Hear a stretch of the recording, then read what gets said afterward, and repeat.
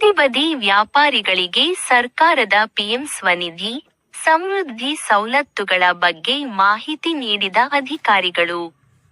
ಶಿವಮೊಗ್ಗ ಮಹಾನಗರ ಪಾಲಿಕೆಯ ಪರಿಷತ್ ಸಭಾಂಗಣದಲ್ಲಿ ಜೂನ್ 15, 2026 ಸೋಮವಾರ ಬೆಳಗ್ಗೆ ಟಿವಿಸಿ ಸಮಿತಿಯ ಸದಸ್ಯರು, ಮಹಾನಗರ ಪಾಲಿಕೆ ಡೆನಲ್ಮ್ ಅಧಿಕಾರಿಗಳು, ಕೌಶಲ್ಯಾಭಿವೃದ್ಧಿ ಅಧಿಕಾರಿಗಳು ಹಾಗೂ ಬೀದಿ ಬದಿ ವ್ಯಾಪಾರಿಗಳಿಗೆ ಫುಟ್ಪಾತ್ ಆಕ್ರಮಿಸಿಕೊಳ್ಳದಂತೆ ತಾವು ಪಡೆದಂತಹ ಗುರುತಿನ ಚೀಟಿ ವ್ಯಾಪಾರದ ಸ್ಥಳದಲ್ಲಿ ಸಾರ್ವಜನಿಕರಿಗೆ ಹಾಗೂ ಬಂದಂತ ಅಧಿಕಾರಿಗಳಿಗೆ ಕಾಣುವಂತೆ ಇಡುವಂತೆ ತಿಂಡಿ ಗಾಡಿಗಳು ತಮ್ಮ ವ್ಯಾಪಾರದ ಸ್ಥಳಗಳಲ್ಲಿ ಸ್ವಚ್ಛತೆ ಇರುವಂತೆ ಹಾಗೂ ಏಪ್ರಾನ್ ಬಳಸುವಂತೆ ಜಾಗೃತಿ ಮೂಡಿಸಲಾಯಿತು.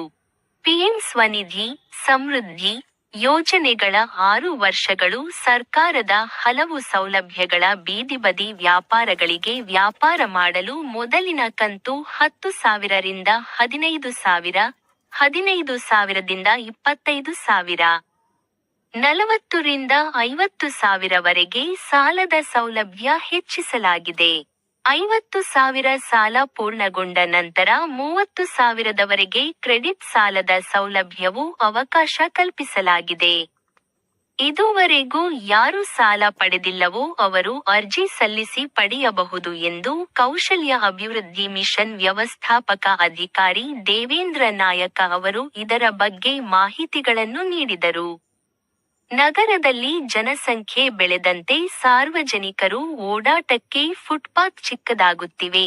ಫುಟ್ಪಾತ್ನಲ್ಲಿ ವ್ಯಾಪಾರ ಮಾಡುತ್ತಿರುವ ಬಹಳಷ್ಟು ಬೀದಿ ಬದಿ ವ್ಯಾಪಾರಿಗಳಿಗೆ ಸಾರ್ವಜನಿಕರ ಓಡಾಟಕ್ಕೆ ತೊಂದರೆ ಆಗುವ ಕಾರಣದಿಂದ ಇಲಾಖೆ ಫುಟ್ಪಾತ್ ತೆರವು ಕಾರ್ಯಾಚರಣೆ ಕೈಗೊಂಡಿದ್ದು, ಬೀದಿ ಬದಿ ವ್ಯಾಪಾರದ ಗುರುತಿನ ಚೀಟಿ ಪಡೆದಂತಹ ಎಲ್ಲಾ ವ್ಯಾಪಾರಿಗಳಿಗೂ ಪರ್ಯಾಯ ವ್ಯವಸ್ಥೆಯನ್ನು ಮಾಡಲಾಗುತ್ತಿದೆ. ಅಭಿವೃದ್ಧಿಗೊಂಡಂತಹ ಕನ್ಸೂರೆನ್ಸ್ಗಳಲ್ಲಿ ಅವಕಾಶ ಕಲ್ಪಿಸಲಾಗಿದೆ. ಅಲ್ಲಿ ಹೋಗಿ ನೀವುಗಳು ವ್ಯಾಪಾರ ಮಾಡಿಕೊಳ್ಳುವರಿಗೆ ಕುಡಿಯುವ ನೀರಿನ ವ್ಯವಸ್ಥೆ, ಶೌಚಾಲಯ ವ್ಯವಸ್ಥೆ, ವಿದ್ಯುತ್ ದೀಪಗಳ ವ್ಯವಸ್ಥೆ, ಎಲ್ಲ ಮೂಲಭೂತ ಸೌಕರ್ಯಗಳನ್ನು ಒದಗಿಸಲಾಗುವುದು ಎಂದು ಶಿವಮೊಗ್ಗ ಮಹಾನಗರ ಪಾಲಿಕೆ ಪಟ್ಟಣ ಮಾರಾಟ ಸಮಿತಿ ಸದಸ್ಯ ಚನ್ನವೀರಪ್ಪ ಗಾಮನಗಟ್ಟಿ ರವರು ಹೇಳಿದರು. ಸರ್ಕಾರದ ಸವಲತ್ತುಗಳ ಬಗ್ಗೆ ಮಹಾನಗರ ಪಾಲಿಕೆಯ ನಿಯಮಗಳನ್ನು ಪಾಲಿಸುವಂತೆ ಮಾಹಿತಿ ಪಾಲಿಕೆ ಅಧಿಕಾರಿಗಳು ತಿಳಿಸಿದರು. ಈ ಸಂದರ್ಭದಲ್ಲಿ ಶಿವಮೊಗ್ಗ ಮಹಾನಗರ ಪಾಲಿಕೆ ಪಟ್ಟಣ ಮಾರಾಟ ಸಮಿತಿ ಟಿವಿಸಿ ಸದಸ್ಯರು ಚನ್ನವೀರಪ್ಪ ಗಾಮನಗಟ್ಟಿ, ಅಶೋಕ್ ಕುಮಾರ್, ಶ್ರೀನಿವಾಸ್, ಗೌರಮ್ಮ, ಮೀನಾಕ್ಷಿ, ಪಾಲಿಕೆ ಡೆನಲ್ ಸಮುದಾಯ ವ್ಯವಹಾರಿಕ ಅಧಿಕಾರಿ ಅನುಪಮಾ ಟಿ.ಆರ್., ಸಮುದಾಯ ಅಧಿಕಾರಿಗಳು ಗೀತಾ, ರೇಣುಕಾ, ಕೌಶಲ್ಯಾಭಿವೃದ್ಧಿ ಮಿಷನ್ ವ್ಯವಸ್ಥಾಪಕ ಅಧಿಕಾರಿ ದೇವೇಂದ್ರ ನಾಯಕ್ ಹಾಗೂ ಪಾಲಿಕೆ ಸಿಬ್ಬಂದಿ ವರ್ಗದವರು ಬೀದಿ ಬದಿ ವ್ಯಾಪಾರಿಗಳು ಉಪಸ್ಥಿತರಿದ್ದರು.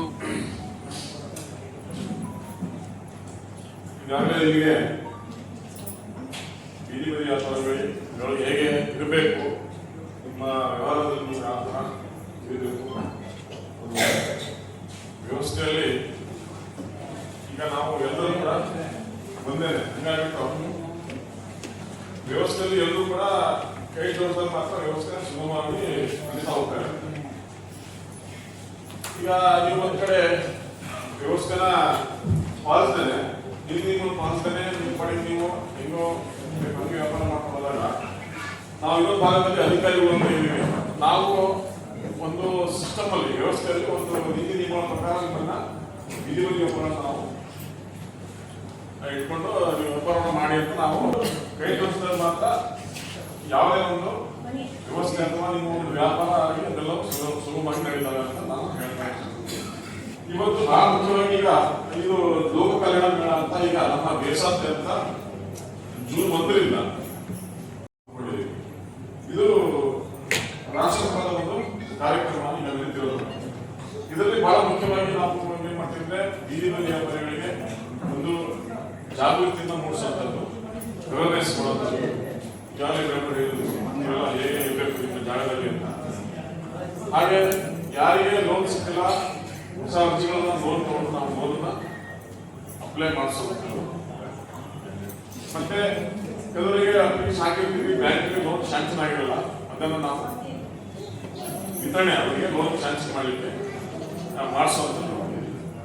ಮತ್ತೆ ಕೆಲವರು ಸಾಕಷ್ಟು ಜನ MP ಆಗಿರ್ತಾರೆ, ಅಂದ್ರೆ ಲೋನ್ ತಗೊಂಡಿರ್ತೀರ ಮತ್ತೆ ಯಾವ್ದೋ ಒಂದೆರಡು ಕನ್ಸು ಕಟ್ಟಿರಲ್ಲ, ಅದು MP ಆಗಿರುತ್ತೆ, ಹಾಗೆ ಅದನ್ನೆಲ್ಲ ನಡೆಸುವಂತ ಒಂದು ಅನುಭಾವತೆ ಅಂತ ಹೇಳ್ತಾರೆ, ಅದನ್ನ ಮಾಡುವಂಥದ್ದು.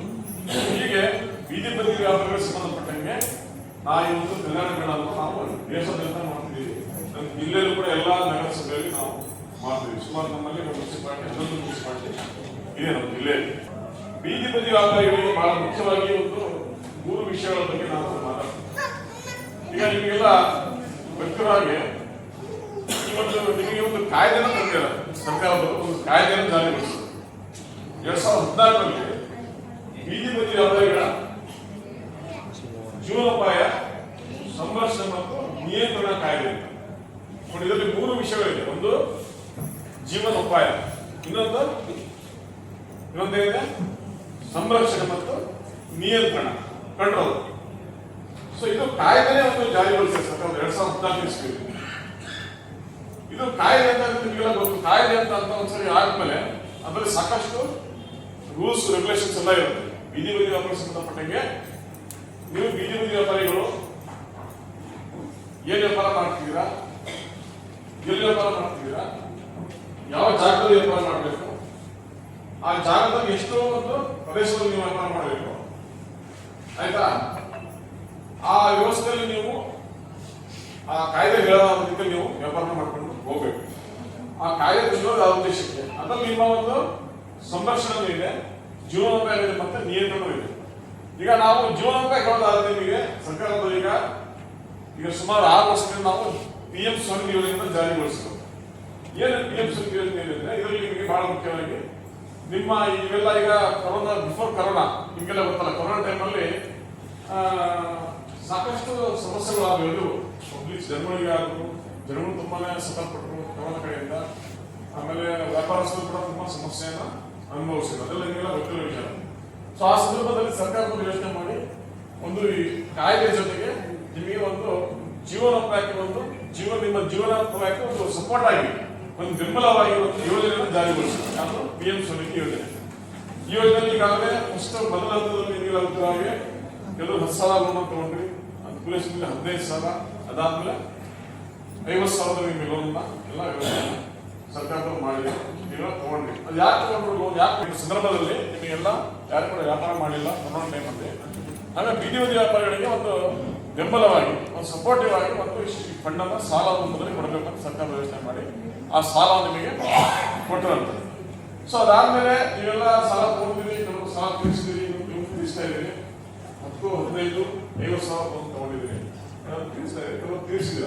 ಸೊ ಈಗ ಅದಾದ್ಮೇಲೆ ಸರ್ಕಾರದವರು ಮುಂದುವರೆದು ಮತ್ತೇನ್ ಮಾಡಿದ್ರು, PM ಸ್ವನಿಧಿ 2.0 ಅಂತ ಯೋಜನೆಯನ್ನು ಮತ್ತೆ ಎಕ್ಸ್ಟೆಂಡ್ ಮಾಡಿದ್ರು. ಎಲ್ಲಿವರೆಗೆ ಅಂದ್ರೆ 2030. ಸೊ ಇದರಲ್ಲಿ ಕೆಲವೊಂದು ಬದಲಾವಣೆನ ಮಾಡಿದ್ರು. ಏನು ಲೋನ್ ಪ್ರಮಾಣ ನಿಮಗೆ 10,000 ಇತ್ತು, 15,000 ಮಾಡಿದ್ರು. ಮತ್ತೆ 2ನೇ ಕಂತಿದ್ದು 15 ಇತ್ತು, 20,000 ಮಾಡಿದ್ರು. ಮತ್ತೆ 3ನೇದು 50,000, ಅದು 50,000 ಹಾಗೆ ಇದೆ. ಅದರ ಜೊತೆಗೆ ಮತ್ತೆ ನಿಮಗೆ ಆ ಕ್ರೆಡಿಟ್ ಕಾರ್ಡ್ ಅನ್ನು ಕೊಡಬೇಕು ಬೀದಿ ಬದಿ ವ್ಯಾಪಾರಿಗಳಿಗೆ. ಅದೊಂದು ಈ ಒಂದು ಯೋಜನೆಯಲ್ಲಿ ಜಾರಿಗೊಳಿಸಿದ್ರು. ಕ್ರೆಡಿಟ್ ಕಾರ್ಡ್ ಅಂದ್ರೆ ನಿಮಗೆಲ್ಲ ಗೊತ್ತಿದೆಯಾ? ಯಾರು ತಗೊಂಡಿದ್ರ ಕ್ರೆಡಿಟ್ ಕಾರ್ಡ್? ಇಲ್ಲಿರೋ ಯಾರು ತಗೊಂಡಿದ್ದೀರಾ?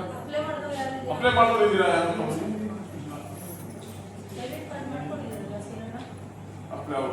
ತಗೊಂಡಿದ್ದಾರೆ ನೋಡಿ. ಇಷ್ಟಂತಲೇ ಒಬ್ಬರೇ ಈಗ ಅಪ್ಲೈ ಮಾಡಿದ್ದಾರೆ, ಅವ್ರಿಗೆ ಸಿಗುತ್ತೆ. ಈಗ ಅದು ಹೇಗೆ ಅಂತಂದ್ರೆ 50,000 ಲೋನ್ ಯಾರು ಪೂರೈಸಿದ್ರು ಬೀದಿ ಬದಿ ವ್ಯಾಪಾರಿಗಳು, 50,000 ಮೂರನೇ ಯಾರು ಅಪ್ಲಿಕೇಶನ್ ಆಗಿತ್ತು ಅವರಿಗೆ ತಗೊಳ್ಳಿಕ್ಕೆ ಅವಕಾಶ ಇರುವಂತದ್ದು ಕ್ರೆಡಿಟ್ ಕಾರ್ಡ್. ಆ ಕ್ರೆಡಿಟ್ ಕಾರ್ಡ್ ಅಲ್ಲಿ ಏನಪ್ಪಾ ಅಂದ್ರೆ 30,000 ರೂಪಾಯಿ ನೀವು ಅದರಲ್ಲಿ ನೀವು ಬಳಸಬಹುದು. ಕ್ರೆಡಿಟ್ ಕಾರ್ಡ್ 30,000 ರೂಪಾಯಿ ನಿಮ್ಮ ಒಂದು ವ್ಯಾಪಾರಕ್ಕೆ ಬೇಕಾದಂತ ವಸ್ತುಗಳನ್ನು ತಗೊಳ್ಳಿ. ಸೊ ಅದಕ್ಕೆ ಸರ್ಕಾರದವರು ಬ್ಯಾಂಕ್ ನಿಮಗೆ ಹಾಕಲ್ಲ ಕ್ರೆಡಿಟ್ ಕಾರ್ಡ್. ಸೊ ಅದಾದ್ಮೇಲೆ ನೀವು ಅದನ್ನ ರಿಪೇಮೆಂಟ್ ಮಾಡಿಲ್ಲ ಅಂತಂದ್ರೆ ಮಿನಿಮಮ್ ಬಡ್ಡಿ ನಿಮಗೆ ಅದರಲ್ಲಿ ಫಿಕ್ಸ್ ಮಾಡ್ತಾರೆ. ಅದು ಕೂಡ ನಿಮಗೆ ಬಂಡವಾಳ ರೂಪದಲ್ಲಿ ನಿಮ್ಮ ಒಂದು ವ್ಯಾಪಾರಕ್ಕೆ ಸಪೋರ್ಟ್ ಆಗೋದು ಕಾರ್ಯಕ್ರಮ ಕೊಟ್ಟು. ಅದರಲ್ಲಿ ನಿಮಗೆಲ್ಲ ಗೊತ್ತಿರೋ ಎಲ್ಲರೂ ಕೂಡ ನೀವು ಪ್ರೊಫೈಲಿಂಗ್ ಮಾಡಿದ್ದೀವಿ ಗೊತ್ತಾ, ನಿಮ್ದೆಲ್ಲ ಮಾಹಿತಿ ತಗೊಂಡ್ರಿ, ನಿಮ್ಮ ಕುಟುಂಬ ಸದಸ್ಯರು ಎಷ್ಟು ಜನ ಇದ್ದೀರಿ, ಆಮೇಲೆ ನೀವೇನೆಲ್ಲ ವ್ಯಾಪಾರ ಮಾಡ್ತಿದ್ದೀರಿ ಇದೆಲ್ಲ ಆನ್ಲೈನ್ ಪ್ರೊಫೈಲಿಂಗ್ ಎಲ್ಲ ಮಾಡಿ ನಾವು ಇದೆಲ್ಲ ಆನ್ಲೈನ್ ಮಾಹಿತಿ ನಾವು ತುಂಬಿಕೊಂಡ್ವಿ. ಸೊ ಅದರಲ್ಲಿ ಏನಪ್ಪಾ ಅಂತಂದ್ರೆ ಒಂದು 8 ಇಲಾಖೆಯಿಂದ ಒಂದು 5 ಇಲಾಖೆಯಿಂದ ಒಂದು 8 ಯೋಜನೆಗಳ ಒಂದು ಅನುಕೂಲ ನಿಮಗೆ ಸೌಲಭ್ಯ ದೊರಕಬೇಕು. ಯಾರಿಗೆ ಬೀದಿ ವ್ಯಾಪಾರಸ್ಥರ ಕುಟುಂಬ ಸದಸ್ಯರಿಗೆ ಬೀದಿ ವ್ಯಾಪಾರಿಗಳಿಗೆ. ಸೊ ಅದು ಈಗ ಇದರಲ್ಲಿ ಸುಮಾರು ಜನ ಇವೆಲ್ಲ ಮಾಡಿಸ್ಕೊಂಡಿದ್ದೀರಾ. ಈಗ ಅದರಲ್ಲಿ ಸಾಮಾಜಿಕ ಭದ್ರತಾ ಯೋಜನೆಗಳು ನಮ್ಮಲ್ಲಿ ಇರುವಂತಹ ಒಂದು PM ಜೀವನ ಸುರಕ್ಷಾ ಯೋಜನೆ ಅಂತ ಒಂದು ಇನ್ಶೂರೆನ್ಸ್ ಸ್ಕೀಮು, ಆಮೇಲೆ PM ಜೀವನ್ ಜ್ಯೋತಿ ಯೋಜನೆ ಅಂತ ಒಂದು ಅದು ಕೂಡ ಇನ್ಶೂರೆನ್ಸ್ ಸಂಬಂಧಪಟ್ಟಂಗೆ, ಮತ್ತೆ ಇದು ಆರೋಗ್ಯ ಇಲಾಖೆ ಜನರಿ ಸುರಕ್ಷಾ ಯೋಜನೆ ಅಂತೇಳಿ ಆ ಒಂದು ಯೋಜನೆ. ಅದರಲ್ಲಿ ಯಾರು ನಿಮ್ಮಲ್ಲಿ ಹೆಣ್ಮಕ್ಳು ಹಾಸ್ಪಿಟಲ್ ಅಲ್ಲಿ ಏನಾರು ಡೆಲಿವರಿ ಆದ್ರೆ ಗೌರ್ಮೆಂಟ್ ಹಾಸ್ಪಿಟಲ್ ಈಗ ಒಂದು ಸಹಾಯಧನ ಅಂತ ಒಂದು 1,000 ಕೊಡುವಂಥದ್ದು ಜನರಿ ಸುರಕ್ಷತಾ ಯೋಜನೆ. ಆಮೇಲೆ ಮಹಿಳಾ ಮತ್ತು ಮಕ್ಕಳ ಕಲ್ಯಾಣ ಇಲಾಖೆಯಲ್ಲಿ ಇದು ಏನು ಮಾತೃವಂದನಾ ಸ್ಕೀಮ್ ಅಂತೇಳಿ ಗರ್ಭಿಣಿ ಮಹಿಳೆಯರಿಗೆ ಅವರಿಗೆ ಪೌಷ್ಟಿಕ ಆಹಾರದ ಒಂದು ನೀಡಬೇಕು ಆ ಸಂದರ್ಭದಲ್ಲಿ ಅಂತ ಬಹಳ ಮುಖ್ಯವಾಗಿರತಕ್ಕಂಥದ್ದು ಸರ್ಕಾರಗಳು ಆ ಒಂದು ಯೋಜನೆಗೆ ಮಾತೃವಂದನಾ ಯೋಜನೆಯಲ್ಲಿ ನಿಮಗೆ 6,000 ರೂಪಾಯಿ ಒಂದು ಸಹಾಯಧನ ಅದನ್ನು ಕೂಡ ಯೋಜನೆಯಲ್ಲಿ ಕೊಡುವಂತ ವ್ಯವಸ್ಥೆ, ಒಂದು 3 ಹಂತದಲ್ಲಿ ಕೊಡುವಂತ ವ್ಯವಸ್ಥೆ ಕೂಡ ಜಾರಿಯಲ್ಲಿ ಇರುವಂತದ್ದು. ಅದು ಮತ್ತೆ ಒನ್ ನೇಷನ್ ಕಾರ್ಡ್ ಅಂತೇಳಿ ಒಂದು ಯಾರಿಗೆ ನಿಮಗೆ ಫುಡ್ ಡಿಪಾರ್ಟ್ಮೆಂಟ್ ಇಂದ ಇಂಥ ರೇಷನ್ ಕಾರ್ಡ್ ಸಿಕ್ಕಿಲ್ಲ ಅಂತಂದ್ರೆ ಅದನ್ನು ಕೂಡ ನಿಮಗೆ ಕೊಡಿಸಬೇಕು ಆ ಯೋಜನೆಯಲ್ಲಿ ಅಂತೇಳಿ. ಇವೆಲ್ಲವನ್ನ ಸೌಲಭ್ಯ ನಿಮ್ಮ ಕುಟುಂಬದವರಿಗೆ ಮತ್ತು ನಿಮಗೆ ಎಲ್ಲರಿಗೂ ಕೂಡ ಸಿಗಬೇಕು ಅಂತ ಈ ಒಂದು ಕಾರ್ಯಕ್ರಮ PM ಸ್ವದೇಶಿ ಸಮೃದ್ಧಿ ಕಾರ್ಯಕ್ರಮ ಜಾರಿಗೊಳಿಸಿದರು. ಅದರಲ್ಲಿ ಈಗ ಸಾಕಷ್ಟು ಜನ ಎಲ್ಲರೂ ಕೂಡ ಆ ಒಂದು ಬೆನಿಫಿಟ್ ತಗೊಂಡಿದ್ರು. ಈಗ ಇನ್ಶೂರೆನ್ಸ್ ಸ್ಕೀಮ್ ಎಲ್ಲ ಮಾಡಿಸಿದ್ರಲ್ಲ, ಎಲ್ಲರೂ ಇದ್ದೀರಾ, ಎಲ್ಲರೂ ಲಿಂಕ್ ಆಗಿದ್ದೀರಾ.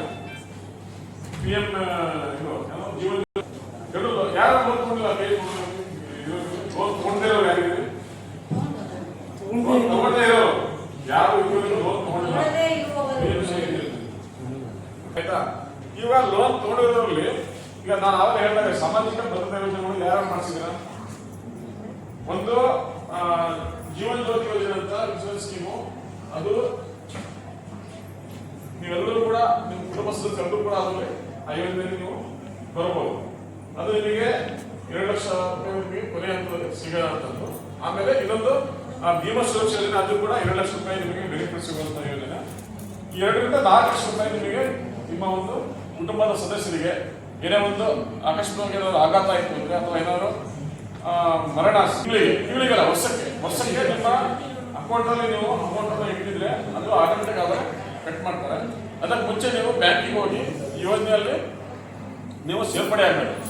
ಒಂದು ಅಪ್ಲಿಕೇಶನ್ ಕೊಡ್ತಾರೆ ಬ್ಯಾಂಕ್ ಅಲ್ಲಿ, ಅದನ್ನ ನೀವೇನೋ PM ಲೋನ್ ಕೊಟ್ಟಿಲ್ಲ ಆ ಬ್ಯಾಂಕ್ ಹೋಗಿ ಅಲ್ಲಿ ಮ್ಯಾನೇಜರ್ಗೆ ಅಥವಾ ಯಾರೋ ನೀವು ಕೇಳಿದ್ರೆ ನಿಮಗೆ PM ಸ್ವನಿಧಿ ಯೋಜನೆಯಲ್ಲಿ ನಾವು ಲೋನ್ ತಗೊಂಡಿದ್ದೀವಿ, ನಮಗೆ ಈಗ ಜೀವನ ಸುರಕ್ಷಾ ಮತ್ತೆ PM ಜೀವನ್ ಜ್ಯೋತಿ ಯೋಜನೆಯಲ್ಲಿ ನಾವು ಸೇರ್ಪಡೆ ಆಗಬೇಕಂದ್ರೆ ನಿಮ್ಮ ಅರ್ಜಿ ಕೊಟ್ಟು ಸೈನ್ ತಗೊಂಡು ಅವರು ಸೇರಿಸ್ಕೊಳ್ತಾರೆ. ಸೊ ಇದರಿಂದ ನಿಮಗೆ ಯಾಕಂದ್ರೆ ಯಾವುದೇ ಒಂದು ಸಂದರ್ಭದಲ್ಲಿ ಏನಾದ್ರು ಆಕ್ಸಿಡೆಂಟ್ ಆಯಿತು ಅಂದ್ರೆ ನಿಮ್ಮ ಮನೆಯಲ್ಲಿ ನೀವು ಯೋಜನೆಯಲ್ಲಿ ಸೇರ್ಪಡೆ ಆಗಿದ್ದು ಅವರಿಗೆ ಏನಾದ್ರು ಆಯ್ತು ಅಂದ್ರೆ ಅವ್ರ ಡಿಪೆಂಡೆನ್ಸ್ ಯಾರೋ ಅವರ ಜೊತೆಗೆ ಫ್ಯಾಮಿಲಿ ಕುಟುಂಬ ಸದಸ್ಯರು ಇರ್ತಾರೆ, ಅವರಿಗೆ ಆ ಸಂದರ್ಭದಲ್ಲಿ ಅವರಿಗೆ ಒಂದಿಷ್ಟು ಹಣಕಾಸಿನ ನೆರವು ಸಿಗುತ್ತೆ. ಹಾಗಾಗಿ ದಯಮಾಡಿ ಯಾರ್ಯಾರು ನೀವು ಈ ಯೋಜನೆಯಲ್ಲಿ ಲಿಂಕ್ ಆಗಿಲ್ಲ ಅಥವಾ ಯೋಜನೆಯಲ್ಲಿ ಸೇರ್ಪಡೆ ಆಗಿಲ್ಲ, ನಾಳೆ ಬ್ಯಾಂಕಿಗೆ ಹೋಗಿ ಅಲ್ಲಿ ಬ್ಯಾಂಕಲ್ಲಿ ಅರ್ಜಿಗಳನ್ನ ಕೊಡ್ತಾರೆ. ನೀವಲ್ಲೇ ಆ ಒಂದು ಯೋಜನೆಯಲ್ಲಿ ಜಾಯಿನ್ ಆಗಿ 20 ರೂಪಾಯಿ ಅಂದ್ರೆ ಒಂದು ಟೀ ಅಲ್ವಾ, ಏಜ್ ಲಿಮಿಟ್ ಇರುತ್ತೆ. ಒಂದು 70 ವರ್ಷಗಳಿಗೆ ಮತ್ತು 50 ವರ್ಷಗಳಿಗೆ ಏಜ್ ಲಿಮಿಟ್ ಇದೆ. ಎನ್ಕ್ವೈರಿ ಮಾಡಿದ್ರೆ ಅವ್ರು ಹೇಳ್ತಾರೆ, ಕ್ಲಿಯರ್ ಹೇಳ್ತಾರೆ. ಆ ಒಂದು ಯೋಜನೆ ನೀವು ಸೇರ್ಪಡೆ ಆಗಬೇಕು, ಅದು ಬಹಳ ಇಂಪಾರ್ಟೆಂಟ್. ಸೊ ಹೀಗೆ ಸಾಮಾಜಿಕ ಭದ್ರತೆ ಸಂಬಂಧಪಟ್ಟಂಗೆ ಮತ್ತೆ ಈ 4-5 ಯೋಜನೆಗಳಲ್ಲಿ ಎಲ್ಲ ಯೋಜನೆಗಳು ನಿಮ್ಮ ಒಂದು ಕುಟುಂಬದವರಿಗೆ ಮತ್ತೆ ನಿಮಗೆ, ಬರೀ ನಿಮಗೆ ಅಷ್ಟೇ ಅಂತಲ್ಲ, ನಿಮ್ಮ ಕುಟುಂಬದಲ್ಲಿ ಯಾರು ಸದಸ್ಯರು ಅವರು ಕೂಡ ಎಲ್ಲರೂ ಕೂಡ ಈ ಯೋಜನೆಯಲ್ಲಿ ಸೇರ್ಪಡೆ ಆಗ್ಬೋದು. ಸಂಬಂಧಪಟ್ಟಂಗೆ ಈ ಥರದ್ದೆಲ್ಲ ಯೋಜನೆಗಳು ನಿಮಗೆ ಸರ್ಕಾರಗಳು ಈ ಯೋಜನೆಯಲ್ಲಿ ಕೊಡ್ತಾ ಇರೋದು. ಆಮೇಲೆ ನಿಯಂತ್ರಣಕ್ಕೆ ಸಂಬಂಧಪಟ್ಟಂಗೆ ಈಗ ನಿಮಗೆ ಯಾವಾಗಲೇ ಸುಮಾರಷ್ಟು ಮೇಡಮ್ ಹೇಳಿದ್ರು, ನಿಯಂತ್ರಣಕ್ಕೆ ಸಂಬಂಧಪಟ್ಟಂಗೆ ಆಕ್ಟಲ್ಲಿ ಕಾಯ್ದೆಯಲ್ಲಿ ಸಾಕಷ್ಟು ಅವಕಾಶಗಳಿದೆ. ಅಂದ್ರೆ ನಿಮ್ಮನ್ನ ನಿಯಂತ್ರಣ ಮಾಡಲಿಕ್ಕೆ ನಮ್ಮ ಕಾರ್ಪೊರೇಷನ್ ಆಗಿರ್ಬೋದು, ಆರೋಗ್ಯ ಇಲಾಖೆ ಆಗಿರ್ಬೋದು, ಪೊಲೀಸ್ ಇಲಾಖೆ ಆಗಿರ್ಬೋದು, ಇವೆರಡರಿಗೂ ಕೂಡ ಆಮೇಲೆ ಆರಾಮ ಸುರಕ್ಷಿತ ಮತ್ತೆ ಗುಣಮಟ್ಟ FSS ಅಂತ ನಿಮಗೆ ಟ್ರೈನಿಂಗ್ ಕೊಡ್ತೀವಿ. ಹೇಗೆ ನೀವು ಅಡುಗೆ ಮಾಡಬೇಕು, ಅಲ್ಲಿ ಹೇಗೆ ಸ್ವಚ್ಛತೆ ಕಾಪಾಡಬೇಕು, ಈ ಥರದ ಒಂದು ನಿಮಗೆ ಪ್ರತಿದಿನ ಕೊಟ್ಟಿದ್ದೀವಿ. ಆ ಇಲಾಖೆಯವರು ಎಲ್ಲರೂ ಕೂಡ ನಿಮ್ಮ ಮೇಲೆ ಕ್ರಮವನ್ನು ಕೈಗೊಳ್ಳೋಕ್ಕೆ ಅವಕಾಶ ಇದೆ. ಯಾವಾಗ ಅಂತಂದ್ರೆ ನಿಮ್ಮ ಕಾನೂನಿನ ಚೌಕಟ್ಟು ಮೀರಿ ನಿಮ್ಮ ವ್ಯಾಪಾರದಲ್ಲಿ ತೊಡಗಿದ್ರೆ ಆವಾಗ ಖಂಡಿತವಾಗಲು ಆದರೆ ಆ ಒಂದು ಕ್ರಮ ತಗೊಳ್ಳಿಕ್ಕೆ ಅವಕಾಶ ಇದೆ. ಆದರೆ ನಮ್ಮ ಅಧಿಕಾರಿಗಳಾಗಲಿ, ನಮ್ಮ ಕಾರ್ಪೊರೇಷನ್ ಆಗಲಿ, ಇದುವರೆಗೆ ಯಾರು ಕೂಡ ಅಧಿಕಾರಿಗಳಾಗಲಿ, ನಮ್ಮ ಬೇಡವರಾಗಲಿ, ನಮ್ಮ ನವಶಕ್ತನಾಗಲಿ ಯಾರು ಕೂಡ ನಿಮ್ಮ ಮೇಲೆ ಕ್ರಮವನ್ನ ಕೈಗೊಂಡಿಲ್ಲ. ಯಾಕಂತಾರೆ ಅಂತಂದ್ರೆ ನೀವೆಲ್ಲರೂ ಕೂಡ ಹುಟ್ಟೆಪಾಡಿಗೆ ಒಂದು ಉದ್ಯೋಗ ಅಂತ, ಒಂದು ಸ್ವಯಂ ಉದ್ಯೋಗ ತರ ನೀವು ಬೀದಿ ವ್ಯಾಪಾರ ಮಾಡ್ತಾ ಇದ್ದೀರಾ. ನೀವು ಹೊಟ್ಟೆಗೆ ಹೊಡಿಬಾರ್ದು ಅಂತೇಳಿ ಇದು ಯಾರು ಕೂಡ ಕ್ರಮವನ್ನ ಕೈಗೊಂಡಿಲ್ಲ. ಅದಕ್ಕೆ ನೀವು ಏನ್ ಮಾಡ್ಬೇಕು ಅಂತಂದ್ರೆ ನಿಮಗೆ ಕೊಟ್ಟಿರುವಂತ ಜಾಗದಲ್ಲಿ ಎಲ್ಲಿ ಕೊಡ್ತಾರೋ ಆ ಜಾಗದಲ್ಲಿ ಅಷ್ಟಲ್ಲೇ ನೀವು ನಿಮ್ಮ ವ್ಯವಹಾರವನ್ನ ನಡೆಸುವಂಥದ್ದು ಆಗಬೇಕು. ಮತ್ತೆ ಸ್ವಚ್ಛತೆ ಕೂಡ ನೀವು ಅಲ್ಲಿ ಕಾಪಾಡಬೇಕು. ಯಾಕಂದ್ರೆ ಈಗ ನಮ್ಮ ಮನೆಯಲ್ಲಿ ನಾವೆಲ್ಲ ಕ್ಷಣ ಇಟ್ಬಿಟ್ಟಿರ್ತೀವಿ. ಮನೆಯಲ್ಲಿ ಕ್ಷಣ ಇಟ್ಬಿಡ್ತೀವಿ ಅಂದಮೇಲೆ ನಿಮಗೆ ಊಟ ಕೊಡೋದಂತ ಜಾಗ, ವ್ಯಾಪಾರ ಮಾಡೋದಕ್ಕೆ ಜೀವನೋಪಾಯಕ್ಕೆ ನೀವು ಮಾಡುವಂಥದ್ದು. ಸೊ ಆ ಜಾಗದಲ್ಲಿ ಕೂಡ ನೀವು ಅದೆಲ್ಲ ಸ್ವಚ್ಛತೆಯನ್ನ ಇಟ್ಕೊಳ್ಳಬೇಕು. ಅಲ್ಲಿ ನೀವು ಆಹಾರ ತಯಾರು ಮಾಡೋದ್ರಿಂದ ನೀವೆಲ್ಲ ಕೂಡ ಕ್ಲೀನಾಗಿ ಅಲ್ಲಿ ಯಾವುದೇ ಒಂದು ಕಸ ಹಾಕದೆ, ಯಾವುದೇ ಒಂದು ನೀರು ಚೆಲ್ಲದೆ, ಯಾವುದೇ ಒಂದು ಗಲೀಜು ಮಾಡದೆ ನೀವು ಅಲ್ಲಿ ಸ್ವಚ್ಛತೆಯನ್ನು ಕಾಪಾಡಿಕೊಂಡು ನೀವು ಅಲ್ಲಿ ನಿಮ್ಮ ವ್ಯವಹಾರನ ಮಾಡಬೇಕಾಗುತ್ತೆ. ಇಲ್ಲಾಂದ್ರೆ ಎಲ್ಲರೂ ಕೂಡ ಒಂದು ಕಾನೂನು ರೀತಿಯಲ್ಲಿ ಕ್ರಮ ಕೊಡೋಕೆ ಅವಕಾಶ ಇದೆ. ನಿಮಗೀಗ ಆಹಾರ ಇಲಾಖೆಯವರು ಬಂದ್ರೆ ನೀವು ಅಲ್ಲಿ ಸ್ವಚ್ಛತೆಯಿಂದ ಆಹಾರ ಮಾಡ್ತಿಲ್ಲ, ಕರೆಕ್ಟಾಗಿ ಆಹಾರವನ್ನು ಕೊಡ್ತಾ ಇಲ್ಲ, ಆಮೇಲೆ ನೀವು ಕೊಡ್ತಿರುವಂತ ಆಹಾರ ಕಳಪೆ ಇದೆ, ಅಥವಾ ಈ ಏನು ಟೆಸ್ಟಿಂಗ್ ಪೌಡರ್ ಯೂಸ್ ಮಾಡಿ ನೀವು ಆಹಾರವನ್ನ ರೆಡಿ ಮಾಡಿ ಕೊಡ್ತಾ ಇದ್ದೀರಾ, ಇವೆಲ್ಲವೂ ಏನಾದ್ರು ಗೊತ್ತಾದ್ರೆ ನಿಮ್ಮ ಮೇಲೆ ಖಂಡಿತವಾಗ್ಲೂ ಕ್ರಮವನ್ನ ಕೈಗೊಳ್ಬಹುದು. ಆಯ್ತಾ? ಸೊ ಅದೇ ತರ ನೀವು ಅಲ್ಲಿ ಟ್ರಾಫಿಕ್ ರೂಲ್ಸ್ ಅನ್ನ ಮಾಡಿಬಿಡಿ. ಈಗ ನೀವು ಮೇಡಮ್ ನೀವು ಕೊಟ್ಟಿರೋ ಜಾಗ ಬಿಟ್ಟು ನೀವು ಎಲ್ಲ ಮುಂದೆ ಬಂದು ಎಲ್ಲ ಸುತ್ತಮುತ್ತ ಆವರಿಸ್ಕೊಂಡು ನಮ್ಮದೇ ಜಾಗ, ಇದು ನಮ್ಮದೇ ಮನೆ ಅಂತ ನೀವು ಹಂಗೆ ಆವರಿಸ್ಕೊಂಡು ವ್ಯವಹಾರ ಮಾಡಿದ್ರೆ ನಾಳೆ ಎಲ್ಲ ರೀತಿಯ ಸಮಸ್ಯೆಗಳು ಸ್ಟಾರ್ಟ್ ಆಗ್ತವೆ. ಜನಗಳಿಗೆ ಓಡಾಡೋಕ್ಕೆ ಸಮಸ್ಯೆ ಆಗುತ್ತೆ, ಏನಾದ್ರು ಆಕ್ಸಿಡೆಂಟ್ಗಳು ಆಗ್ತವೆ, ಜನಗಳು ಅಲ್ಲಿ ಓಡಾಡ್ಬೇಕಾದ್ರೆ ವೆಹಿಕಲ್ಸ್ಗಳು ಓಡಾಡ್ತವೆ. ಸೊ ಇವೆಲ್ಲವೂ ಸಮಸ್ಯೆಗಳು ಖಂಡಿತವಾಗ್ಲೂ ಆಗ್ತವೆ. ಆವಾಗ ಪೊಲೀಸ್ ಇಲಾಖೆ ಮೇಲೆ ಕ್ರಮವನ್ನು ಖಂಡಿತವಾಗ್ಲೂ ಕೈಗೊಳ್ಬಹುದು. ಸೊ ಹೀಗೆ ನಿಮಗೆ ಈ ನಿಯಂತ್ರಣ ಕಾಯ್ದೆಗೆ ನಿಯಂತ್ರಣ ಅಂಶ ಏನಿದೆ, ಈ ಪದ ಇದೆ, ಇದರಲ್ಲಿ ಸಾಕಷ್ಟು ನಿಮ್ಮನ್ನ ಕಂಟ್ರೋಲ್ ಮಾಡಲಿಕ್ಕೆ, ನಿಮ್ಮ ಮೇಲೆ ಕ್ರಮ ಕೈಗೊಳ್ಳಲಿಕ್ಕೆ ಸಾಕಷ್ಟು ಅವಕಾಶ ಇರುವಂಥದ್ದು. ಹಾಗಾಗಿಬಿಟ್ಟು ನೀವು ಬರೀ ಯೋಜನೆಯಲ್ಲಿ ಬರುವಂತಹ ಒಂದು ಲಾಭ ಅಥವಾ ಯೋಜನೆಯಲ್ಲಿ ಸಿಕ್ಕಂತ ಲೋನ್ ತಗೊಂಡು ನೀವು ಹೆಂಗ್ ಬೇಕಂಗೆ ನಾವು ವ್ಯಾಪಾರ ಮಾಡ್ಕೊಂಡಿರ್ತೀವಿ, ನಮಗೆ ಯಾರು ಕೇಳೋದಿಲ್ಲ, ಯಾರು ಹೇಳೋದಿಲ್ಲ ಅಂತ ನೀವು ದಯಮಾಡಿ ಇದನ್ನ ಮೈಂಡಿಂದ ತೆಗೆದಾಗಬೇಕು. ಯಾಕಂದ್ರೆ ನಾವೆಲ್ಲರೂ ಇರೋದು ಅದಕ್ಕೋಸ್ಕರ. ನಾಳೆ ಹೇಳಿದ್ರೆ ಪೊಲೀಸ್ ಇಲಾಖೆ ಇದೆ, ಆರೋಗ್ಯ ಇಲಾಖೆ ಇದೆ, ಕಾರ್ಪೊರೇಷನ್ ಅವರು ಇದೆ. ಈಗ ನಿಮಗೆಲ್ಲ ಕಾರ್ಡ್ ಎಲ್ಲ ಕೊಟ್ಟಿದ್ದೀವಿ ಅಲ್ವಾ? ಆ ಕಾರ್ಡ್ ಎಲ್ಲ ಕೊಟ್ಟು ನಿಮ್ಮ ಒಂದು ಗುರುತು ಐಡೆಂಟಿಟಿ, ನಿಮ್ಮ ಒಂದು ಗುರುತಿನ ಚೀಟಿ ಅದು. ನೀವು ಇಂಥ ಕಡೆ ಇಂಥ ಜಾಗದಲ್ಲಿ ಬೀದಿ ವ್ಯಾಪಾರ ಮಾಡ್ತಿದ್ದೀರಾ, ಇಂಥ ವ್ಯಾಪಾರ ಮಾಡ್ತಿದ್ದೀರಾ ಅಂತ ನೀವೆಲ್ಲರೂ ಕೂಡ ನಿಮ್ಮ ಒಂದು ಗುರುತಿಗೆ ಒಂದು ಚೀಟಿ. ಸೊ ಹಾಗಾಗಿ ಅದರ ಒಂದು ಬಳಕೆ, ಅದರ ಒಂದು ಇದು ಜವಾಬ್ದಾರಿ ಕೂಡ ನಿಮ್ಮ ಮೇಲೆ ಇದೆ. ಅದನ್ನ ನೀವು ಪ್ರತಿ ವರ್ಷ ನೀವು ರಿನ್ಯೂವಲ್ ಮಾಡೋದಾದ್ರೆ ಅದನ್ನ ಮಾಡ್ಕೋಬೇಕಾಗುತ್ತೆ. ಆಯ್ತಾ? ಮತ್ತೆ ನೀವೆಲ್ಲ ಏನ್ ಕೊಟ್ಟಿದ್ದೀರಿ, ಏನ್ ನಿಮಗೆ ವ್ಯಾಪಾರ ಕೊಟ್ಟಿದ್ದೀರೋ ಆ ವ್ಯಾಪಾರ ನೀವು ಅಲ್ಲಿ ಮಾಡುವಂಥದ್ದು, ಇವೆಲ್ಲವೂ ಕೂಡ ಆ ವ್ಯವಸ್ಥಿತವಾಗಿ ಮಾಡಿದ್ರೆ ಮಾತ್ರ ಅದು ಇರುತ್ತೆ. ನೀವೇನಾದ ವ್ಯವಸ್ಥೆ ಅಥವಾ ಅದನ್ನು ಮೀರಿ ಮಾಡಿದ್ರೆ ಅವಾಗ ನಿಮ್ಮ ಮೇಲೆ ಕಾನೂನು ಕ್ರಮ ತಗೊಳ್ಳೋಕೆ ಸಾಕಷ್ಟು ಅವಕಾಶ ಇದೆ. ಹಾಗಾಗ್ಬಿಟ್ಟು ನೀವು ಇದನ್ನ ಇದೇನು ಮಾಡಲ್ಲ ಬಿಡು ಇವರು, ಈಗ ಸಾಕಷ್ಟು ನಿಮಗೆ ಪ್ರತಿ ಸರಿ ಸಲಹೆಯದು ನಮ್ಮ ಕಾರ್ಪೊರೇಷನ್ ನಮ್ಮ ನಲವತ್ತು ಬೇಡವರು ಸುಮಾರು ನಿಮಗೆ ಹೇಳ್ತಾರೆ ಇದ್ದಾರೆ. ಯಾಕಂದ್ರೆ ನೀವು ಅಲ್ಲಿ ನಿಮ್ಮ ಜಾಗದಲ್ಲಿ ನೀವು ಇದ್ದು ವ್ಯಾಪಾರ ಮಾಡಿ, ಅಲ್ಲಿ ಜನಗಳಿಗೆ ತೊಂದರೆ ಕೊಡಬೇಡಿ, ಇಲ್ಲ ನಾಳೆ ಅಲ್ಲಿಂದ ಬೇರೆ ಕಡೆಗೆ ಮುಗಿಸ್ತಾರೆ, ಅದೆಲ್ಲವೂ ಕೂಡ ಇದೆ, ಸಿಸ್ಟಮ್ ಅಲ್ಲಿ ಇರುವಂಥದ್ದು ಇರಲ್ಲ. ಈಗ ನಾವು ಏನೋ ಒಂದು ಹಂತದವರೆಗೆ ನಿಮಗೆ ನಾವು ಸಪೋರ್ಟ್ ಮಾಡ್ಬೋದು. ಅದಾದ್ರೂ ನೀವು ಆ ಹಂತವನ್ನು ಮೀರಿ ನೀವು ಅಲ್ಲಿ ವ್ಯಾಪಾರ ಮಾಡ್ತೀವಿ ಅಂತ ಮುಂದುವರೆದ್ರೆ ಅವಾಗ ನಾವು ಕೂಡ ಏನು ಮಾಡೋಕ್ಕಾಗಲ್ಲ, ನಾವು ಕೈ ಚೆಲ್ಲಬೇಕಾಗತ್ತೆ. ಆವಾಗ ನಿಮಗೆ ಕಾನೂನು ರೀತಿಯಲ್ಲಿ ಏನು ಕ್ರಮ ಅದನ್ನು ಖಂಡಿತವರು ತಗೊಳ್ತಾರೆ. ಸೊ ಅದಕ್ಕೆ ಅವಕಾಶ ಮಾಡಿಕೊಂಡಿದೆ ಮಾಡಿ ಎಲ್ಲರೂ ಕೂಡ ಒಂದು ವ್ಯವಸ್ಥಿತವಾಗಿ ಇಲ್ಲಿ ಕೊಟ್ಟಿರೋ ಜಾಗದಲ್ಲಿ ಎಲ್ಲಿ ಕೊಟ್ಟರೆ ಅಲ್ಲಿ ಎಲ್ಲ ಕಡೆ ವ್ಯಾಪಾರ ಆಗುತ್ತೆ. ಎಲ್ಲೂ ಆಗೋದಿಲ್ಲ.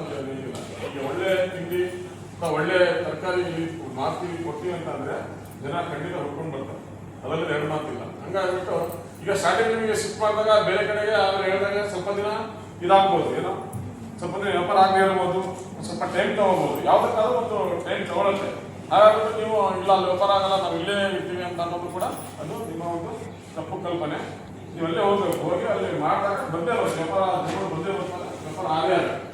ಹಾಗಾಗ್ಬಿಟ್ಟು ಈ ಥರದಲ್ಲಿ ಯಾವುದೇ ಕೂಡ ನೀವು ಅವಕಾಶ ಕೊಡದೇನೆ ಇದನ್ನ ಬಹಳ ವ್ಯವಸ್ಥಿತವಾಗಿ ನಿಮ್ಮ ವ್ಯಾಪಾರವನ್ನು ಮಾಡ್ಕೊಂಡು ಹೋಗಿ ಅಂತ ನಾನು ಹೇಳ್ತೀನಿ. ಮತ್ತೆ ನಿಮಗೆ ಸರ್ಕಾರದ ಸೌಲಭ್ಯಗಳು ಏನಿದೆ ಎಲ್ಲವೂ ಕೂಡ ನಿಮಗೆ ನಾವು ಕೊಡ್ಲಿಕ್ಕೆ ತಲುಪಿಸ್ಲಿಕ್ಕೆ ನಾವೆಲ್ಲರೂ ಕೂಡ ಅಧಿಕಾರಿಗಳು ನಾವೆಲ್ಲವೂ ಕೂಡ ಕೆಲಸ ಮಾಡ್ತಾ ಇದ್ದೀವಿ. ಹಂಗಾಗ್ಬಿಟ್ಟು ನೀವು ಕೂಡ ನಮ್ಮ ಜೊತೆ ಕೈ ಜೋಡಿಸ್ಬೇಕು.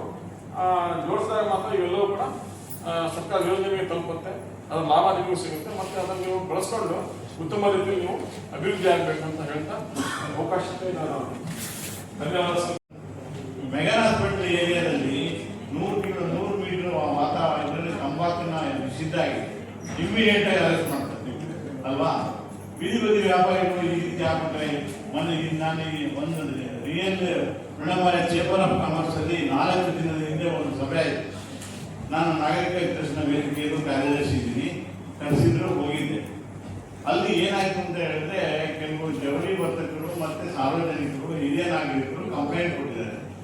ಏನು ಅಂತ ಹೇಳಿದ್ರೆ, ಈಗ ಅವರು ಜವಳಿ ವರ್ತಕರು ಅಂಗಡಿನಲ್ಲಿರೋರು ಮುಂದೆ ಎಲ್ಲಿ ಗಾಂಧಿ ಬಜಾರ್ ಇರ್ಬೋದು ಕೆಲವು ಏರಿಯಾಗಳಲ್ಲಿ ಅವ್ರು ನಾವು GST ಕಟ್ತೀವಿ ಮತ್ತೆ ಬಾಡಿಗೆ ಕೊಡ್ತಾ ಇದೀವಿ, ಸರ್ಕಾರಕ್ಕೆ ಟ್ಯಾಕ್ಸ್ ಕಟ್ತಾ ಇದೀವಿ, ಪಬ್ಲಿಕ್ ಕೊಟ್ಟು ಲಕ್ಷಾಂತರ ರೂಪಾಯಿ ವ್ಯವಹಾರ ಮಾಡ್ಕೊಂಡು ಹಾಕೊಂಡಿದ್ದೀವಿ, ನಮ್ಗೆ ವ್ಯಾಪಾರ ಆಗ್ತಾ ಇಲ್ಲ, ಬೀದಿ ಬದಿ ವ್ಯಾಪಾರಸ್ಥರಿಗೆ ಆದಷ್ಟು ನಮಗೆ ಆಗ್ತಾ ಇಲ್ಲ. ನನಗೆ ಜೀವಂತವಾದಂತಹ ಎಕ್ಸಾಂಪಲ್ಸ್ ಇದೆ. ನಮ್ಮ ಕೋಟಿ ರೋಡಲ್ಲಿ NG ರೋಡಲ್ಲಿ ಕೆಲವರು ಬೀದಿ ಬದಿ ವ್ಯಾಪಾರಸ್ಥರು 4 ಕೋಟಿ 5 ಕೋಟಿ ಶೂಟಿಂಗ್ ತಗೊಂಡಿದ್ದಾರೆ. ಇಲ್ಲಿ ಚೆನ್ನಾಗಿರ್ಲಿ, ನಾನು ಹೇಳೋದು ಅವರು ಆರ್ಥಿಕವಾಗಿ ಚೆನ್ನಾಗಿದ್ದು ಮಕ್ಕಳನ್ನ ಒಳ್ಳೆ ವಿದ್ಯಾಭ್ಯಾಸ ಕೊಟ್ಟು ಅವರೆಲ್ಲರೂ ಚೆನ್ನಾಗಿ ಬದುಕಬೇಕು. ಅದು ನಮ್ಮ ಇದು ದೇವ ದೇಶ ನನ್ನ ಯೋಜನೆ ಉದ್ದೇಶನೇ ಅದು. ಆ ಸವಲತ್ತುಗಳನ್ನ ಬಳಸ್ಕೊಂಡು ಅಲ್ಲಿ ನಿಯತ್ತಾಗಿ ಕೆಲಸಗಳನ್ನ ಮಾಡ್ಕೊಂಡು ಹೋಗಿ. ಮೆಗಾ ಹಾಸ್ಪಿಟಲ್ ಸೀರಿಯಸ್ ಆಕ್ಷನ್ ತಗೊಂಡು ಅಂತ ಹೇಳಿದ್ರೆ ಇದನ್ನೆಲ್ಲ ತೆಗೆಸಿ ಅಂತ ಹೇಳಿದ್ರೆ ಅಲ್ಲಿರೋ ಎಲ್ಲರೂ ತೆಗಿಬೇಕು. ಬಟ್ಟೆ ಅಂಗಡಿಗಳಂತೂ ಏನು ಬದುಕೊಂದು ಅಟ್ಯಾಚ್ ಆಗೇ ಇರ್ತವೆ. ಇವತ್ತು ಬಂದು ನಾಳೆ ಇನ್ನೊಂದು 4 ಅಂಗಡಿ ಬಟ್ಟೆ ಅಂಗಡಿಗಳು ಬರೀನೂ ಇದು ಇಟ್ಕೊಂಡಿರ್ತಾನೆ. ಏನು ಅಂತ ಆಮೇಲೆ ಎಳ್ನೀರು ಮಾರು ಎಷ್ಟು ಸರಿ ಹೇಳಿದ್ರು ಮತ್ತೆ ರೋಡಿಗೆ ತಂದು ಎಳ್ನೀರು ಅಲ್ಲಿ ಇಟ್ಕೊಂಡಿರ್ತಾನೆ. ಇಲ್ಲಿಗೆ ಬರಲ್ಲ,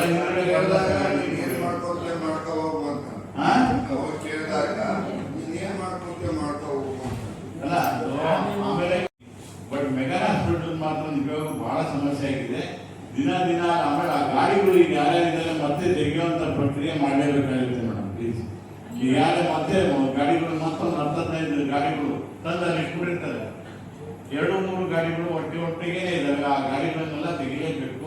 ಅದಕ್ಕೆಲ್ಲ ನೀವೆಲ್ಲರೂ ಸಹಕಾರ ಕೊಡಬೇಕು. ನೀವೇ ಹೇಳ್ಬೇಕು, ನೋಡಿ ಇದೊಂದು ಬಂದು ತಗೊಂಡೋಗಿ ಇಲ್ಲಿ ಗಾಡಿ ಇದೆ ಅಂತ ಹೇಳಿ ತಗೊಂಡೋಗ್ಬೇಕು. ಮತ್ತೆ ಸುತ್ತಮುತ್ತ ವಾತಾವರಣ ಚೆನ್ನಾಗಿಟ್ಕೊಳ್ಬೇಕು, ಒಳ್ಳೆ ಆಹಾರನ ಕೊಡಿ, ನೀವು ಚೆನ್ನಾಗಿರ್ಬೇಕು. ಜರ್ದ ತಿನ್ಕೊಂಡು ಅಲ್ಲೇ ಬಾಯಿ ತಿಂತಾ ಇರ್ತಾನೆ, ಅಲ್ಲೇ ಹೋಗಿರ್ತಾನೆ, ಅಲ್ಲೇ ಇಡ್ಲಿ ಹಾಕ್ಬಿಡ್ತಾನೆ. ಇದು ನಿಜವಾಗ್ಲೂ ಏನ್ ಪ್ರಕ್ರಿಯೆ ನನಗೆ ಅರ್ಥನೇ ಆಗಿಲ್ಲ. ನೀವು ಚೆನ್ನಾಗಿರ್ಬೇಕು, ನಿಮ್ಮ ಸುತ್ತಮುತ್ತ ಪರಿಸರ ಚೆನ್ನಾಗಿರ್ಬೇಕು, ಬಂದವರಿಗೆ ಒಳ್ಳೆ ಗುಣಮಟ್ಟದ ಆಹಾರವನ್ನ ಕೊಡಬೇಕು. ಇಷ್ಟನ್ನ ನೀವು ಮಾಡಿದ್ರೆ ಸಾಕು ಅಂತ ಅನ್ಸುತ್ತೆ. ಮುಂದಿನ ದಿನಮಾನದಲ್ಲಿ ಮತ್ತೆ ಇನ್ನೂ ಏನಾದ್ರು ಕಠಿಣ ಕ್ರಮ ತೆಗೆದುಕೊಳ್ಳೋದಕ್ಕೆ ನಗರ ಪಾಲಿಕೆಯವರಿಗೆ ಅವಕಾಶ ಕೊಡಬೇಡಿ. ಈಗ ಎಲ್ಲ ಒಂದೊಂದು ಏರಿಯಾದವರೆಗೂ ಇದೇ ರೀತಿ ಸಭೆಗಳನ್ನ ಮಾಡ್ತಾ ಇದ್ವಿ. ನಾವೇನೋ TVC ಮೆಂಬರ್ ಆಗಿದ್ದೀವಿ, ಅದು ಕೆಲವು ರೂಲ್ಸ್ಗಳನ್ನ ನಿಮಗೆ ಹೇಳ್ತಾ ಇದ್ವಿ. ನಾವು ಇನ್ನು ನಮ್ದು ವಾಯ್ದೆ ಮುಗಿಸು ಅಂತ ಹೇಳಿದ್ರೆ ನಾವು ಬೇರೆ ಸಂಸ್ಥೆಗಳಲ್ಲಿ ಇದ್ವಿ, ನಮ್ಮ ಜೀವನ ಪಾಠ ನಾವು ನೋಡ್ಕೊಳ್ತೀವಿ. ನಮಗೇನೋ ಒಂದು TVC ಮೆಂಬರ್ ಆಗಿದ್ದೀವಲ್ಲ ಅನ್ನೋದಕ್ಕೆ ನಾನಂತೂ ನಗರ ಪ್ರದರ್ಶನ ಮಾಡ್ತಾನೆ ಇರ್ತೀವಿ. ನಿಮಗೆ ಏನೇನು ಬೇಕು ಸೌಲಭ್ಯಗಳನ್ನ ಕೊಡಬೇಕು ಅನ್ನೋದಕ್ಕೂ ಸಹಿತ ನಮ್ಮ ಒಕ್ಕೂಟದ ಅಧ್ಯಕ್ಷರು ಸಹಿತ ಇಲ್ಲೇ ಬಂದಿದ್ದಾರೆ, ಮನೆಯವರು ಮಾಡ್ತಾ ಇದ್ದಾರೆ, ಕೆಲಸಗಳು ಆಗ್ತಾ ಇದೆ. ದಯವಿಟ್ಟು ಎಲ್ಲರೂ ಈ ಸೌಲಭ್ಯಗಳನ್ನ ತೆಗೆದುಕೊಂಡು ಒಳ್ಳೆ ರೀತಿಯಲ್ಲಿ ನೀವೆಲ್ಲ ಬದುಕಬೇಕು ಅನ್ನೋದು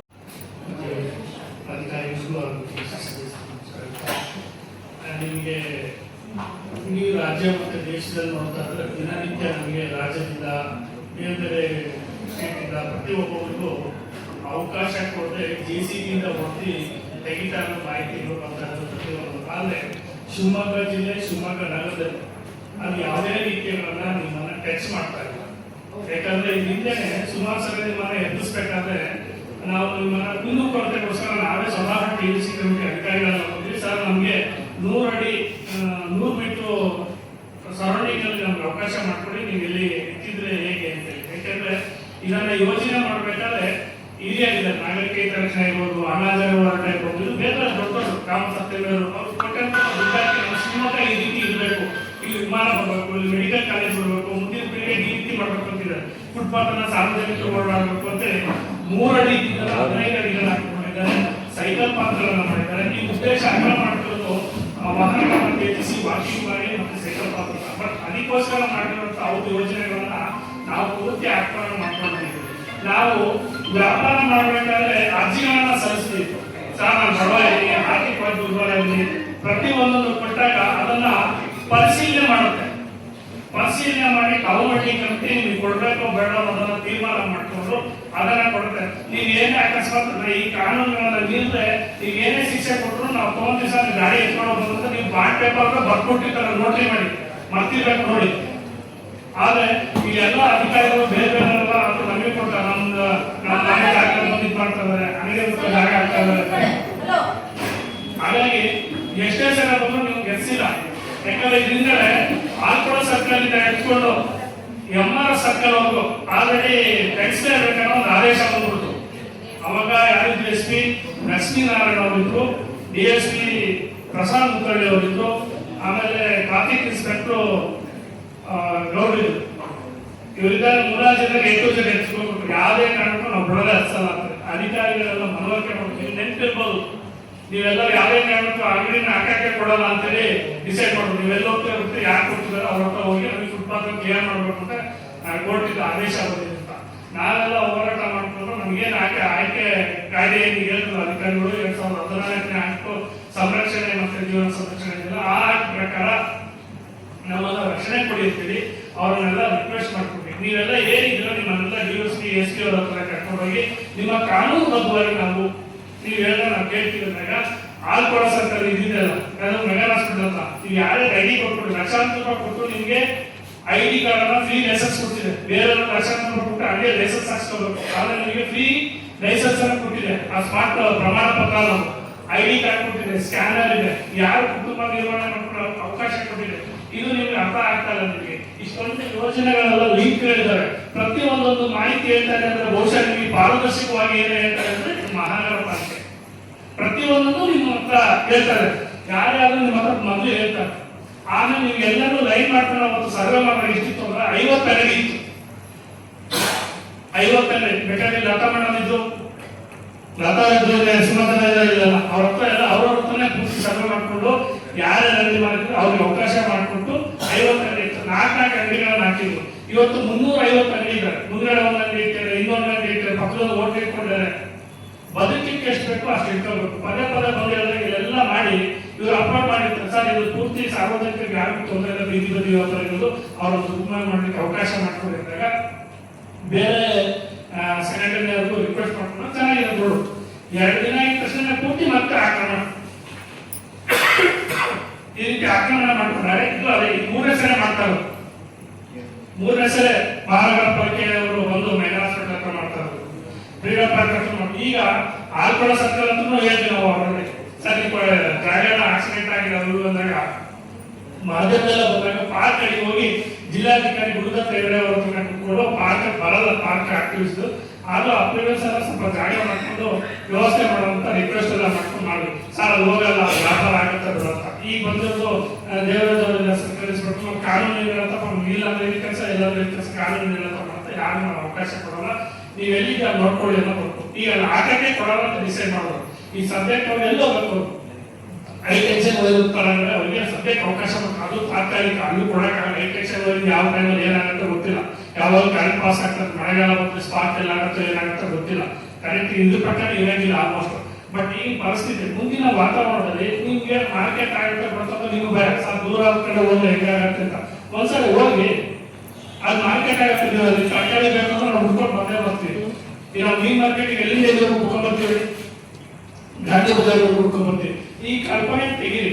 ಒಂದು ಇದೇ ಹೇಳ್ತಾರೆ, ಒಂದು ಅಕ್ಕಿನ 2 ಅಕ್ಕಿನ ಗಿಡನ ಕೊಟ್ಟಾಗ ಎಷ್ಟೇ ಬೇಕಾದ್ರೆ ಆಗ್ತದೆ, ಒಂದು ಅಕ್ಕಿ ಎಷ್ಟೇ ದೂರ ಆಗ್ತಿದ್ರೆ ಆ ಕೊಂಬೆ ಮೇಲೆ ಕೂರ್ತಿತ್ತು, ಹೋಗ್ತಾನೆ ಇಲ್ಲ.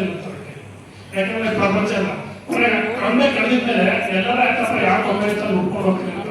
ಈ ಫ್ರೀಡಂ ಪಾರ್ಕ್ ನೀವು ಹಾಕಿ ಬಿಡ್ರೆ ಕೊಟ್ಟಿರೋರು ಮತ್ತೆ ರಿಕ್ವೆಸ್ಟ್ ಮಾಡ್ಕೊಂಡು ಫ್ರೀಡಂ ಪಾರ್ಕ್ ಅಂತ ಕೆಲವು ಜನಕ್ಕೆ ಹಾಕಿ ಕೊಟ್ಟಿದ್ದಾರೆ. ಮುಂದಿನ ದಿನದಲ್ಲಿ ನಿಮ್ಗೆ ಏನು ID ಕಾರ್ಡ್ ಇದೆಯೋ, ಈಗ ಇನ್ನೊಂದು ನೀವೇನು ID ಕಾರ್ಡ್ ಬಂದಿದ್ದೀರಾ, ಯಾವ್ದು ID ಕಾರ್ಡ್ಗಳು ನಿಮ್ದು ಆಯ್ದೆ ಮುಗಿದೋಗಿದೆ, 31/3/2024 ಮುಗಿದೋಗಿದೆ,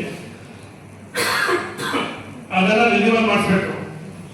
ಅದಕ್ಕೂ ನಾವು ಟೌನ್ ಕಮಿಟಿ ಮತ್ತೆ ಅಧಿಕಾರಿಗಳ ಹತ್ರ ಮನವರಿಕೆ ಮಾಡ್ಕೊಂಡು ಒಂದು ಮೇಳ ಅಂತ ಮಾಡಿ, ಏನಿದೆ ಈ ರೀತಿ ಮೇಳ ಅಂತ ಮಾಡ್ಕೊಂಡು ನಿಮಗೆ ಲೋನಿಂದ ಆಗಿರ್ಬೋದು ಪ್ರತಿಯೊಬ್ಬ ಒಂದೇ ಸರಿ ಕಟ್ಸ್ಕೊಂಡು ಆ ವ್ಯವಸ್ಥೆ ಮುಂದಿನ ದಿನದಲ್ಲಿ ಮಾಡ್ತೀವಿ.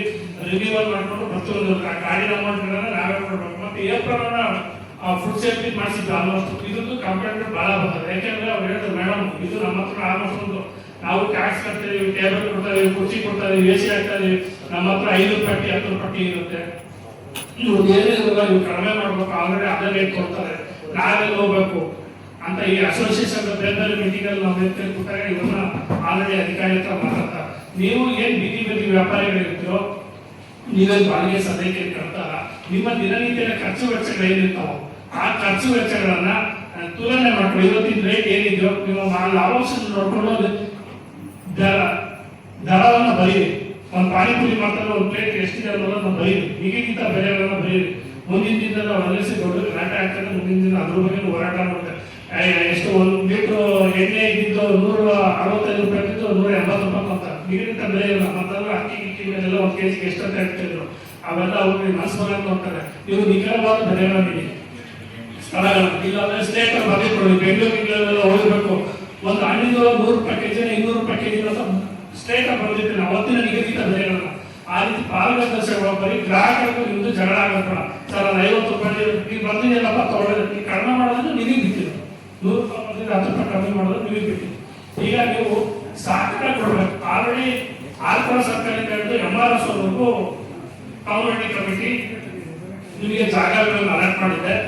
ಆ ಜಾಗಗಳನ್ನು ಅಲಾಟ್ ಮಾಡೋದು ನಾವು ಅಲ್ಲಿ ಹೋಗೋಣ ಇಲ್ಲಿ ಹೋಗೋಣ ಅಂತಿದ್ದಾರೆ. ಈ ಡಬಲ್ ರೋಡ್ ಅಲ್ಲಿ 3 ಸಲ ನಾನು ಇಲ್ಲಿ ತರಕಾರಿ ಅಡಿನವ್ರು ಮಾಡ್ತಿದ್ದೆ. ಈ ಕಡೆ ಅವ್ರೆಲ್ಲ ರಸ್ತೆ ಕೇಳಿದ್ರೆ ಡಬಲ್ ರೋಡ್ ಅಲ್ಲಿ ಹೂವಿನ ತರಕಾರಿ ಎಲ್ಲ ವ್ಯವಸ್ಥೆ ಮಾಡಿದ್ರು. ನಾನು ಫಾರೆಸ್ಟ್ ಹೋಗಲ್ಲ, ಅದು 1.5 ಲಕ್ಷ ರೂಪಾಯಿ ಕೊಡಿಸಿ ಫಾರೆಸ್ಟ್ ಮಾಡಿಸಿದ್ದು ಪಾರ್ಕಿಂಗ್ ವ್ಯವಸ್ಥೆ ಮಾಡೋದು, ಅಲ್ಲಿ ವ್ಯಾಪಾರ ನಡೆಯಲ್ಲ ಬಿಡೋಲ್ಲ ಅನ್ನೋದು ಇದೇ ಬಾಧೆ ಮಾಡೋದು. ಅವ್ರು ಹೋಗಲಿಲ್ಲ ಕಳ್ಳಬೇರೆಯವರು. ಮೊನ್ನೆನೂ ಅವರು ಸರ್ಕಾರಿ ಇನ್ಸ್ಪೆಕ್ಟರ್ ಡಿಎಸ್ಪಿ ಯಾರಿಗೂ ಕೊಡೋದೇ ಇಲ್ಲ. ಅದು ಅವತ್ತು ಮೀಟಿಂಗ್ ಮಾಡೋಣ, ಅದನ್ನು ನಿಮ್ಗೆ ವಾಟ್ಸ್ಆಪ್ ಗ್ರೂಪಲ್ಲಿ ಹಾಕಿದ ಮಾಹಿತಿಗಳನ್ನು. ಹಬ್ಬ ಮತ್ತು ಪ್ರತಿ ಹಬ್ಬ ಮುಗಿದ ಹೋಗ್ತೀನಿ ಅಂತ ಅದು ಹೋಗ್ಲಿಲ್ಲ. ಈಗ ನೋಡಿ ಇವ್ರು ಯಾರು ಹೋಗ್ತಿಲ್ಲ ಅಂತೀವಿ. ಜಾಗ ಸಿಕ್ಕಿದ್ರೆ ಸಾಕಂತ ನೋಡ್ರಿ, ಕಾಲ ಮೇಲೆಲ್ಲ ಬಂದಿಟ್ಬಿಟ್ಟಿದ್ದಾರೆ, ಗೋಡೆ ಮೇಲೆಲ್ಲ ಬೈಕ ಬಂದಿಟ್ಬಿಟ್ಟಿದ್ದಾರೆ, ಈ ನನ್ನ ಹೆಸರು ಅಂತ. ಆದ್ರೆ ನೀವು ಯಾರೇ ID ಕಾರ್ಡ್ ಯಾರಿಗಿದೆಯೋ ಮೊದಲು ಸೀನಿಯಾರಿಟಿ ಇದೆಯಲ್ಲ, ಆ ಸೀನಿಯಾರಿಟಿ ಮೇಲೆ ಮೊದಲು ತಗೊಂಡು ಯಾರೆಲ್ಲ ಬೇಕಾದ್ರೆ ಕೊಡೋ ಜಾಗ ಇಲ್ಲ. ಸರಿನಾ? ಮುಂದಿನ ದಿನದಲ್ಲಿ ನೀವು ಅಲ್ಲಿ ಹೋಗಿ ಇಲ್ಲಿಗೆ ಹೋಗಿ ನಿಮ್ಗೇನು ಸೆಟ್ ಮಾಡ್ಕೊಡಿ, ಲೈಟ್ ಮಾಡಿಸ್ಕೊಡಿ ಅಂತಿಲ್ಲ. ನೀವೇನು ತಲೆ ಜಾಗ ಇದ್ರೆ ಮನೆ ಕಟ್ಬೋದು. ನಾವು ನೀವೆಲ್ಲ ಅಧಿಕಾರಿಗಳು ಇರ್ತಾರೋ ಆ ಸ್ಥಳಕ್ಕೆ ಹೋಗಿ ನಿಮಗೆ ಲೈಟ್ ಕೊಡ್ಸೋದಾಗ್ಲಿ, ನೀರು ಕೊಡ್ಸೋದಾಗ್ಲಿ, ನಿಮ್ಗೆ ಸೆಟ್ ಹಾಕ್ಸ್ಕೊಡೋ ಜವಾಬ್ದಾರಿ ನಮ್ದು. ಆಯ್ತಾ? ನಾವೇ ಕಮ್ಯುನಿಟಿಗಳಿದ್ರು ಅಧಿಕಾರಿಗಳಿದ್ರು ನಾವು ಆಲ್ಮೋಸ್ಟ್ ಎಲ್ಲ ವ್ಯವಸ್ಥೆ ನಾವು ಮಾಡಿಸ್ಕೊಡ್ತೀವಿ. ಯಾಕಂದ್ರೆ ಬಹಳಷ್ಟು ಅಂದಾಗ ನಾವು MP ಹೋಗಿದ್ರು ಅಂತ ಕೇಳಿದೀವಿ, ಅವ್ರು ಕೊಡ್ಲಿಕ್ಕೆ ರೆಡಿದ್ದಾರೆ. ನೀವು ಹೋಗ್ಲಿಕ್ಕೆ ರೆಡಿ ಅಂದ್ರೆ ಆಟೋ ಸ್ಟ್ಯಾಂಡಿಂಗ್ ಮಾಡ್ಕೊಡ್ತೇನೆ, ಟ್ಯಾಕ್ಸಿ ಮಾಡ್ಕೊಡ್ತೇನೆ, ನೋಡಿರ್ತಾನೆ. ಆ ರೀತಿ ನಮಗೂ ಯಾಕೆ ಮಾಡ್ಕೊಡ್ತಾರೆ. ನೀವು ಹೋಗ್ತಾನೆ ನಿಮ್ಗೆಲ್ಲ ವ್ಯವಸ್ಥೆ ಮಾಡಿಸ್ಕೊಡ್ತಾರೆ. ನಿಮ್ಗೆ ಕೊಟ್ಟಾಗ ಎಲ್ಲಿ ಕಮಲ ನರಸಿಂಹ ಹತ್ರ ಸೈಡ್ ಎಲ್ಲ ಮಾಡ್ಕೊಂಡು ಒಬ್ರು ಹೋಗ್ತಾ ಇಲ್ಲ, ಯಾರು ಹೋಗಿಲ್ಲ ಹೋಗುವಾಗ ಅವಕಾಶ ಕೊಡ್ತಾರೆ. ಮುಂದಿನ ದಿನದಲ್ಲಿ ಯಾರು ಸಿಗಲ್ಲ. ಈಗ ನಿಮ್ಗೇನ್ ಲೈಸೆನ್ಸ್ ಕೊಟ್ಟಿದೆಯೋ ದಯವಿಟ್ಟು ಆ ಲೈಸೆನ್ಸ್ ಅನ್ನ ಒರಿಜಿನಲ್ ಮನೇಲಿ ಇಟ್ಕೊಳ್ಳಿ, ಕಲರ್ ಜೆರಾಕ್ಸ್ ಮಾಡಿ ನಿಮ್ಮ ಅಂಗಡಿ ಹತ್ರ ಇಟ್ಕೊಳ್ಳಿ. ಇಷ್ಟೆಲ್ಲ ಮಾಡಿ ಮಹಾನಗರ ಪಾಲಿಕೆ ಯಾರು ನಿಜವಾದ ಫಲಾನುಭವಿ ಸುಳ್ಳು ನಮ್ಮ ಮನೇಲಿ ಇರ್ತಾರೆ, ಯಾರ ಹತ್ರ ಕಾಡಿಲ್ಲ, ಸುಮ್ಮನೆ ಬೇರೆ ಹಾಕಿರೋರು ನಮ್ಮ ಅಣ್ಣ ಅಲ್ಲೋಗ್ಯ ಸರ್ ಎಂಟ್ಲೋಗ್ಯ ಅಂತ ಈಗ ಹೇಳ್ತಾರ. ಅಲ್ಲಿಂದ ಒಂದು ಹಣ್ಣಿನ ಪೂರ್ತಿ ಆದ್ರಿಂದ ಬುಲೋರ ಗಾಡಿ ನಿಸ್ಕೊಂಡಿರ್ತಾರೆ, ಆ ಬೋರ್ ಗಾಡಿ ಬರ್ತಾರ, ಅಲ್ಲಿಂದ ಇಲ್ಲಿ ಹೋಗಿಸ್ಕೊಳ್ತಾರೆ. ಮತ್ತೆ ವಿಡಿಯೋ ಮೊಬೈಲ್ ಇಟ್ಕೊಳ್ತಾರೆ. Soujanya CC camera rotate 1 kilometre ದೂರ ಹೋಗುತ್ತೆ.